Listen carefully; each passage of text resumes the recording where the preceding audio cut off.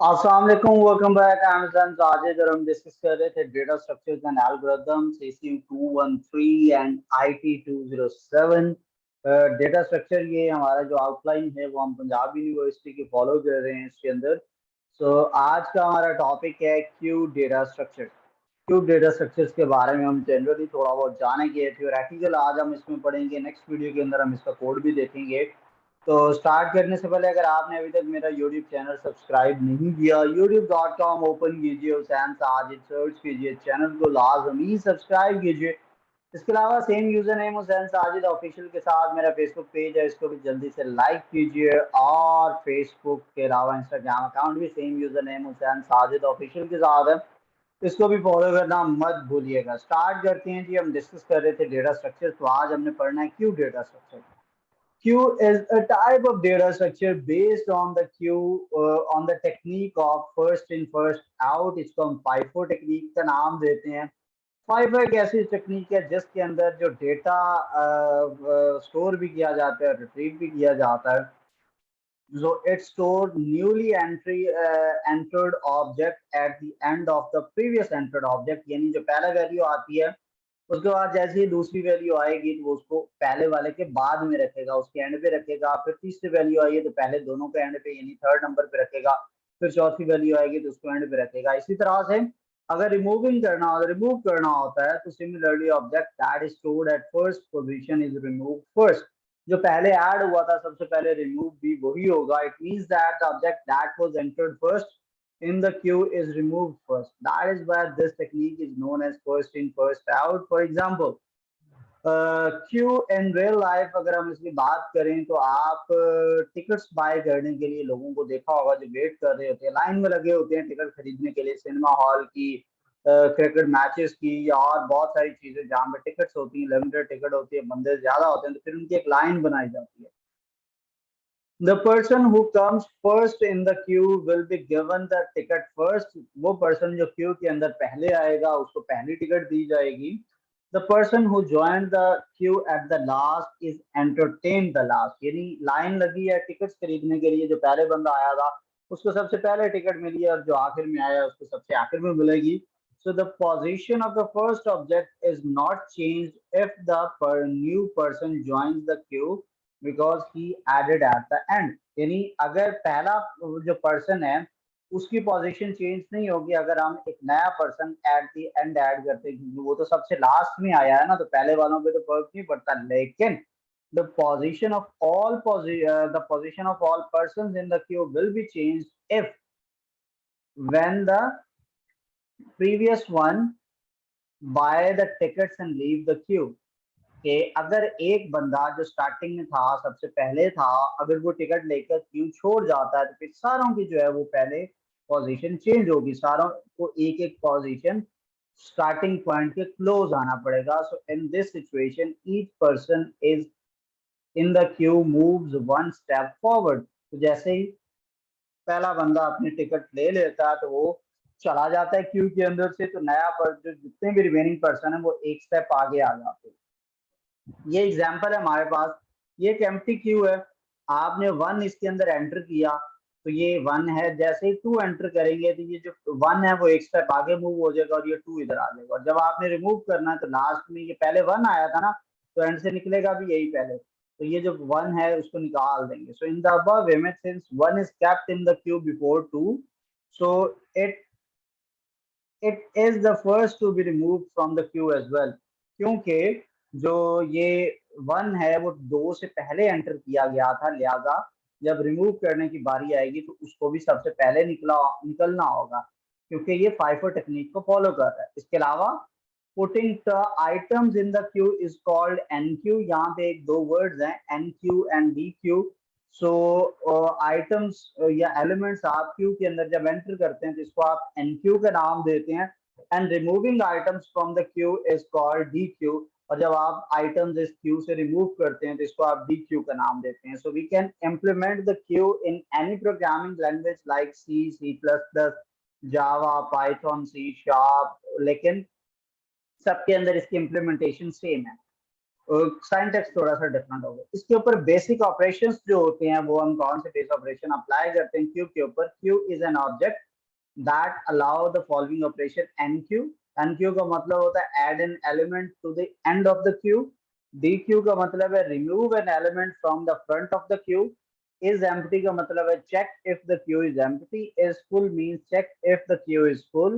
And peek mean get the value of the front of the Q without removing it. Working किस तरह से होती है? सो Q के ऑपरेशन जिस तरह से काम करते हैं, सो टू पॉइंटर्स, एक फ्रंट पॉइंटर होता है और एक को रेयर पॉइंटर कहते हैं। वो हम बनाते हैं front pointer track the first element of the queue, rear element track the last element of the queue. Initially we set the front and rear to -1। So enqueue operation के दौरान क्या होता है? So check if the queue is full. For the first element set the value of the front to 0। जब आप enter करने लगते हैं तो पहले आपने चेक करना है, अगर तो वो फुल है तो आप वहीं पे रुक जाएंगे और न्यू एलिमेंट आप नहीं करेंगे।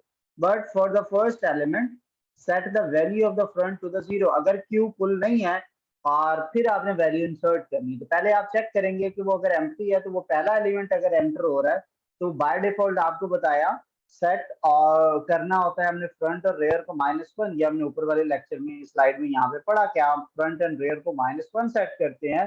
तो फ्रंट -1 होता है तो उसके अंदर आपने एक इंक्रीज करना है और वो -1 से क्या बन जाएगा? 0 बन जाएगा। डिफॉल्ट आपने उसको 0 रखना है। And increase the rear index by 1। और रेयर को भी आपने 1 इंक्रीज कर देना। Add a new element in the position pointed by the rear. यानी जब पहला एलिमेंट एंटर करना है तो आप फ्रंट को 0 सेट कर देंगे -1 से और रेयर को इंक्रीज कर देंगे।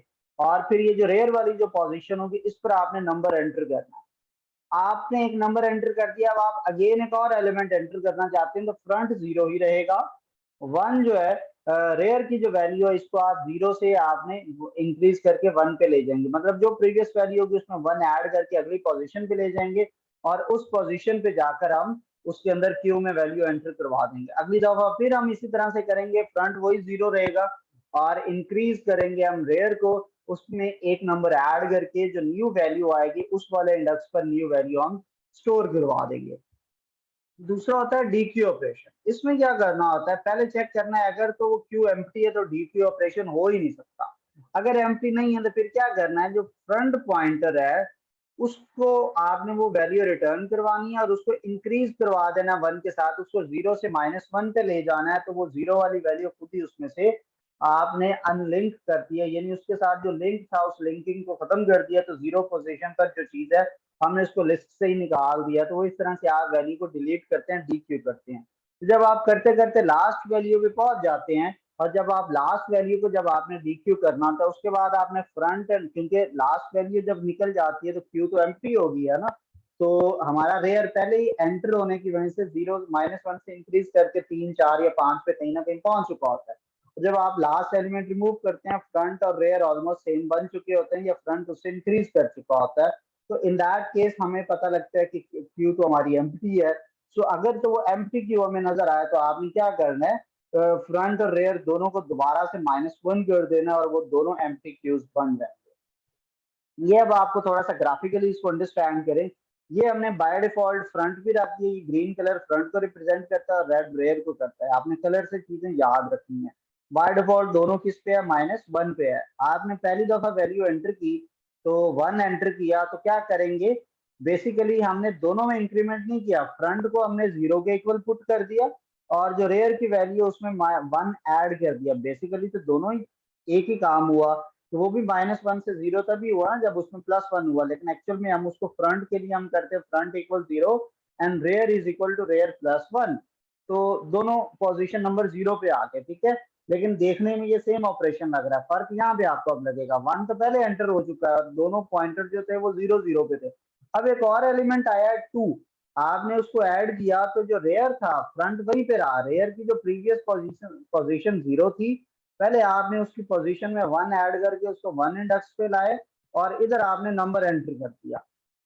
अब दोबारा आपके पास एक और नंबर आता है 3, तो पॉइंटर हमारा पोजीशन नंबर 1 पे था, उसमें 1 ऐड करके उसको पोजीशन 2 पे लाए और उस पे 3 स्टोर करवा दिया। फिर आप एनक्यू करना चाहते हैं 4 को, इसी जो पॉइंटर है ये वाला रेयर वाला, इसको आगे करते जाएं और इसी तरह से लास्ट आपने फिफ्थ एंटर किया है तो आपका रेयर यहाँ पे आ जाएगा फिफ्थ पोजीशन, फोर्थ वाले इंडेक्स पे, और ये नंबर्स एंटर हो जाएंगे। जब आपने डी क्यू स्टार्ट करना है, जीरो को रिमूव करना है ना, आसान सा तरीका क्या है, पॉइंटर जो है इसमें वन ऐड कर दो, तो ये जीरो से कहाँ पे ले जाओ, वन पे, तो ये जीरो खुद ही लिस्ट से निकल जाएगा। फिर उसके बाद अगेन आपको रिमूव करना होगा, तो इस वाले पॉइंटर को जो कि फ्रंट पॉइंटर है, इसको आप इंक्रीमेंट करके उसमें वन ऐड करके उसको कहाँ पे ले जाओ, पोजीशन नंबर टू के ऊपर ले जाओ, तो ये टू भी लिस्ट से निकल जाएगा। इसी तरह से ये निकालते जाएंगे तो आपका दोनों जो है वो लास्ट पोजीशन, आप इसके बाद टू को रिमूव करेंगे पॉइंटर यहाँ आ जाएगा, इसको रिमूव करेंगे पॉइंटर यहाँ आ जाएगा, इसको रिमूव करेंगे पॉइंटर यहाँ लास्ट पे आ जाएगा। और ये लास्ट एलिमेंट जब रिमूव करेंगे उसके बाद ये दोनों पॉइंटर्स आपने कहाँ सेट कर देनी है, -1 के ऊपर, और क्यू अगेन एम्प्टी होगी। तो इस तरह से ये क्यू हमारी वर्क कर रही होती है। अब आगे हम इसके देखते हैं कि क्यू को आप रिप्रेजेंट किस तरह से करते हैं। जैसे आपने स्टैक डेटा स्ट्रक्चर पढ़ा था, आप उसको दो तरह से सेट करते हैं, उसको रिप्रेजेंट करते हैं, using arrays and using linked list. अरे का मतलब क्या है कि Q can be represented by using अरे। द लेंथ ऑफ अरे represent the maximum number of data elements that can be inserted in the Q. कि अरे का जो मैक्सिमम साइज अगर 10 है तो इसका मतलब है ये 10 मैक्सिमम नंबर ऑफ एलिमेंट्स है जो आप एक क्यू के अंदर एंटर कर सकते हैं। यानी एक लाइन लगी है तो उसमें 10 लोग मैक्सिमम आ सकते हैं। The user can not insert unlimited number items on it. तो यानी आप जितने चाहे उतने नंबर ऐड नहीं कर सकते, जितनी कैपेसिटी होती है आप उतनी ही दे सकते हैं। अब एक जगह पे सिनेमा हॉल है, वहां पे 100 चेयर है अंदर, तो आप 100 ही सीट्स अवेलेबल हैं, तो 100 टिकट ही आप सेल कर सकते हैं। क्यू के अंदर भी मैक्सिमम 100 लोग ही आ सकते हैं। या एक क्यू है उसके अंदर खड़े होने की जगह 10 लोगों की है, वैसे 100 लोग हैं तो वो पहले 10 लोग उधर खड़े होंगे। जब एक बंदा निकलेगा तो पीछे से एक नंबर आप ऐड कर देंगे, फिर आगे से एक निकलेगा तो पीछे से एक ऐड कर देंगे। So the representation of queue with array is simple and easier to implement, but ये लेस फ्लेक्सिबल होती है। इस पर आप अनलिमिटेड आइटम्स ऐड भी कर सकते हैं, इसके अलावा और भी इसके ड्रॉबैक्स हैं। सेकंड आता है कि आप अनलिमिटेड नंबर ऐड करें, उसके लिए आप डायनामिक मेमोरी एलोकेशन करते हैं। सो क्यू यूजिंग लिंक्ड लिस्ट का हम हेल्प लेते हैं। So the queue can be represented by allocating the memory dynamically using linked list. The length of queue is not specified in the program code, यानी program code के अंदर आप उसकी length specify नहीं करते। It is maintained during the execution according to the exact requirement of the user. So इसको हम maintain करते हैं according to the length of Q, जो है वो स्पेसिफाई नहीं होती, लेकिन उसको आप मेंटेन करते हैं according to the exact requirement of the user. यानी यूजर की जितनी रिक्वायरमेंट होती है उसके अकॉर्डिंगली आप इसको मेंटेन करते हैं। The user can insert unlimited number of items in the Q, यानी आप जितनी चाहें आइटम इसके अंदर ऐड कर सकते हैं। The dynamic representation of queue with pointer is more complex to implement, but ये लेस फ्लेक्सिबल, ये ज्यादा फ्लेक्सिबल होती है। यानी अरे इजी तो है लेकिन वो इतनी ज्यादा फ्लेक्सिबल नहीं है। Link list complex and tough होती है, लेकिन ये बहुत ज्यादा फ्लेक्सिबल होती है। इसकी टाइप्स की अगर हम बात करते हैं तो इसकी चार टाइप्स होती हैं। चार टाइप्स कौन सी है? Simple Q, circular queue, priority queue and double Q. पहली है सिंपल क्यू, जो आपको ऊपर समझाया मैंने एग्जांपल के साथ, उसको हम सिंपल क्यू कहते हैं। और ये यूजिंग लिंक्ड लिस्ट यहाँ पे बात हो रही है।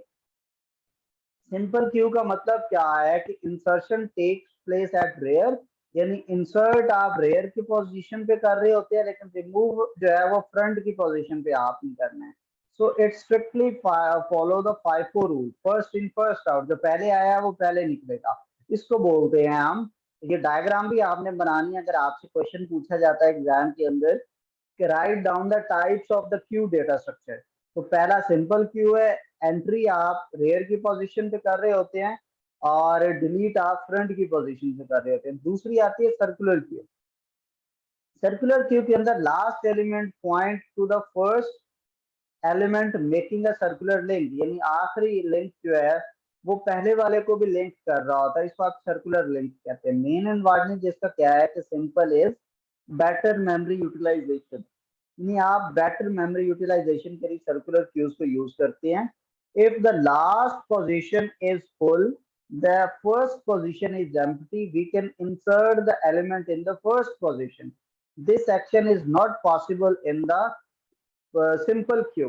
ठीक है, यानी आपने 5 का साइज बना दिया तो आप इसको सर्कुलर बनाते जाते हैं, यानी 5 लोग हैं, एक निकल गया तो पीछे 4 रह जाते हैं। सर्कुलर के अंदर वो चीज एम्प्टी है तो आप इंसर्शन फर्स्ट से भी कर सकते हैं। ठीक है, ये सर्कुलर क्यू होता है। फिर आता है priority queue. Priority queue is the special type of Q in which each element is associated with the priority, कि आप हर एलिमेंट को एक प्रायोरिटी के साथ एसोसिएट कर सकते हैं। Is served according to its priority, और उसको अकॉर्डिंग टू प्रायोरिटी आप उसको सॉल्व करते हैं। So if the element with the same priority occur, they are served according to the order in the queue. ठीक है, यानी आप सेट करते हैं कि ये प्रायोरिटी 1 है, ये प्रायोरिटी 2 है, ये प्रायोरिटी 3 है।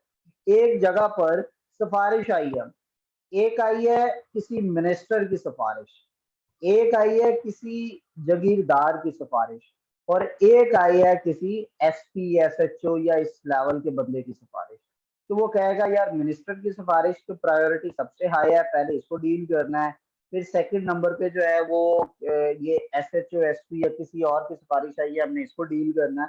और थर्ड नंबर पे जो है वो जागीरदार या कोई और इस तरह का कॉमन आपके जानने वाला है, उसकी सिफारिश है। तो आपने 3 कैटेगरीज बना दी।